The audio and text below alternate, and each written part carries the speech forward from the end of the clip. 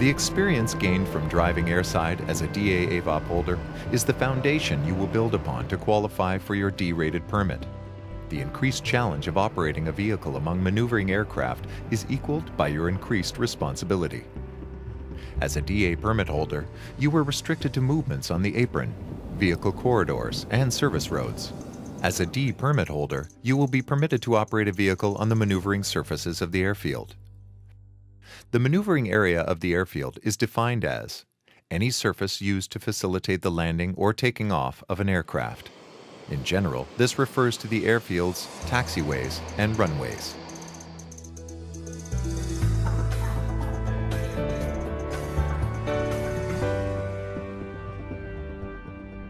Let's break down the makeup of a taxiway and runway to further understand the environment in which you will be driving. Both taxiways and runways are made up of three main components: pavement markings, signage, and lighting.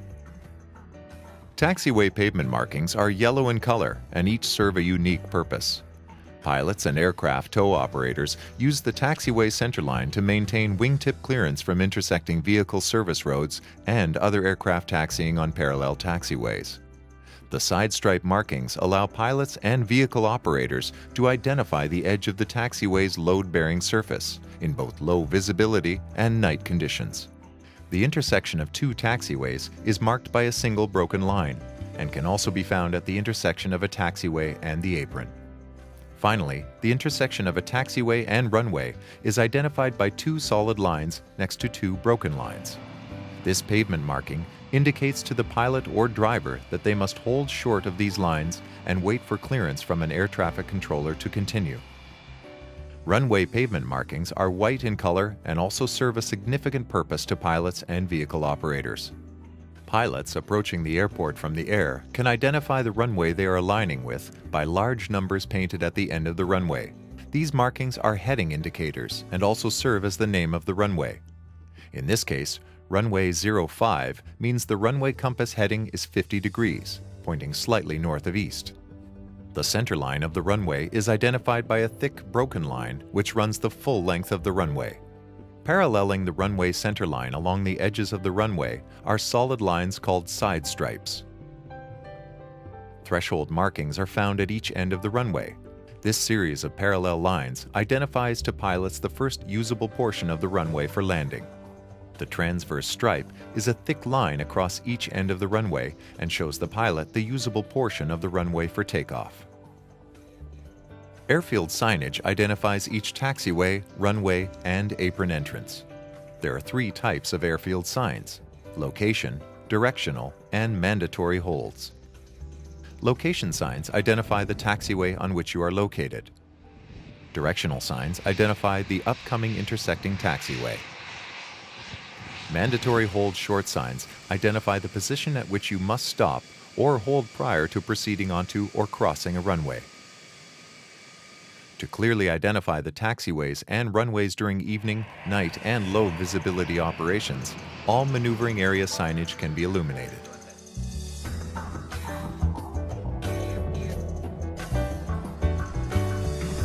The airfield lighting system appears complex. However, the placement of each light, color, and combination of colors paints a clear picture of the maneuvering area when it is understood. Your job as a D-rated AVOP holder will be to study and memorize Toronto Pearson's airfield lighting system. The details of each light's color and placement on the airfield is contained within your AVOP training manual. This is your best resource for studying and memorizing this material.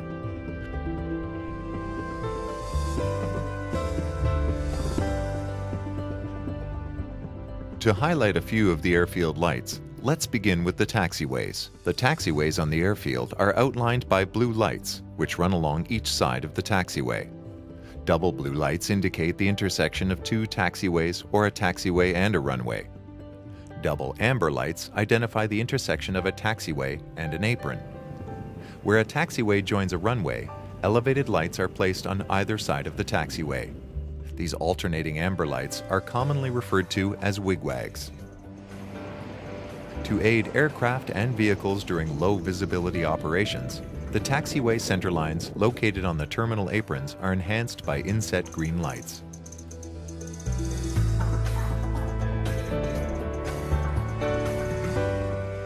Runways on the airfield are outlined by white lights along each edge.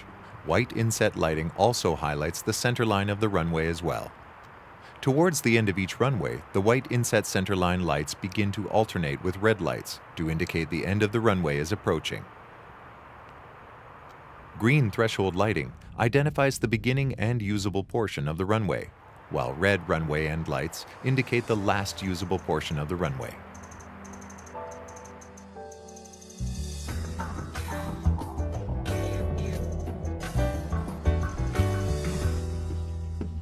In order to operate a vehicle within the maneuvering areas of the airfield, you must possess an aeronautical radio telephone license. Your vehicle must be equipped with a VHF radio that is able to transmit and receive air traffic control communications. And finally, your vehicle must be assigned a call sign, which has been approved by the manager of the Airside Safety Division. Ground truck 228. Truck 228, ground. Ground truck 228 at Alpha Delta for Alpha Echo. Truck 228, proceed to Alpha Alpha Echo. Alpha Echo, truck 228. Confident knowledge of the airfield's taxiway and runway system will ease the task of communicating with the control tower while driving in a high-pressure environment.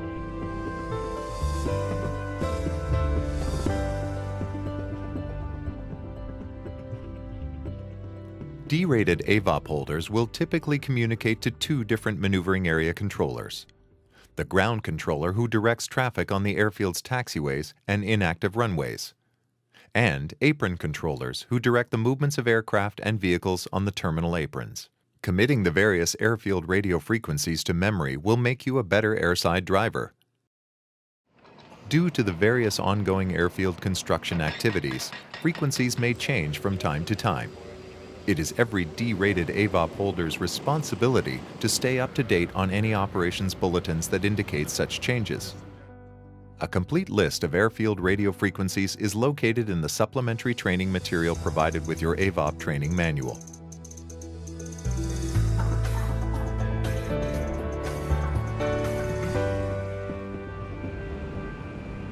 To ensure all drivers operating within the maneuvering area do so safely, intensive training is required to successfully complete both the written and practical portions of your D-rated AVOP tests. Carefully study the material provided to you. Everything you need to memorize and become knowledgeable about is contained within your AVOP training manual and the supplementary material. Thorough and complete training also means you must practice. The only way to become familiar and comfortable with the maneuvering area is to get out there with an experienced trainer. Once you have successfully completed your D rating, it is important to maintain your knowledge of the maneuvering area through continued study and driving exposure to the taxiways.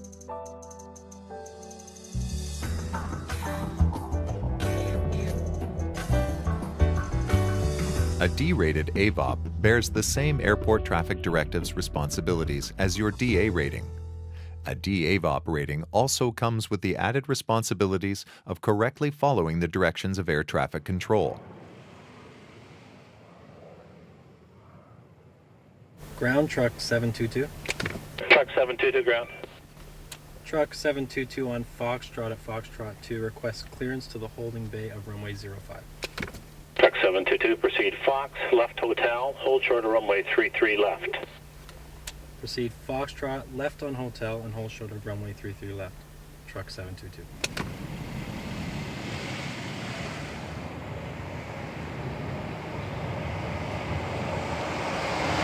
Truck 722, stop. You're entering an active runway. Do a 180-degree turn and get back behind the hold line. Roger, ground, turning around. There's a safety officer on 12165. Roger, safety 202's at Fox Alpha. Safety 202, we've just had a runway incursion at 33 left on hotel. Proceed. Failure to comply with directions given by air traffic control will result in the suspension or loss of AVOP privileges. An incursion is a term used for any incident on the airfield in which a vehicle operator misunderstands or fails to comply with air traffic control directions and proceeds onto an active runway.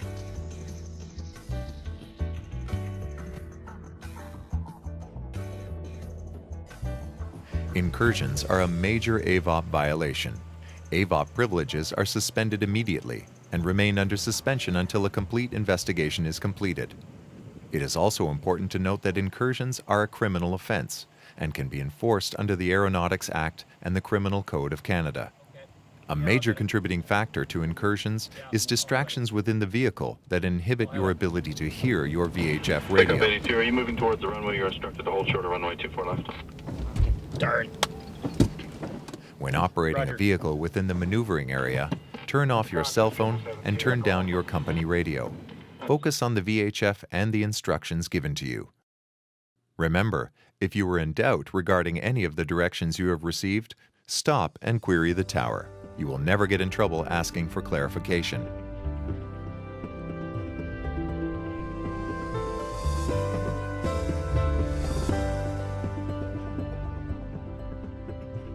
Let's review. D permit holders are permitted to operate on the maneuvering surfaces of the airfield, the taxiways, and runways. Taxiway pavement markings are yellow in color, while runway pavement markings are white.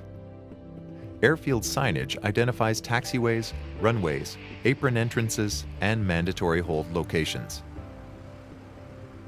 Airfield lighting is designed to aid pilots and D-rated vehicle operators during night and low visibility operations, outlining the runways, taxiways, and aprons, and in some cases the centerline. Pay special attention to lighting identifying mandatory holds. All D-rated AVOP holders must possess a valid aeronautical radio telephone license, and your vehicle must be equipped with a VHF radio that can transmit and receive airfield frequencies. There are multiple radio frequencies used on the airfield, and committing the various airfield frequencies to memory will make you a better airside driver. The best way to become familiar with the maneuvering area is to get out there with a trainer.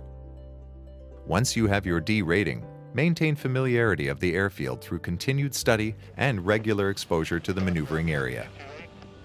You must always comply with instructions given by air traffic control, and if in doubt, stop and query the tower. As you train to become a D-rated AVOP holder, remember that your copy of the Airport Traffic Directives is the best resource to help you through this learning process, becoming a safe airside driver.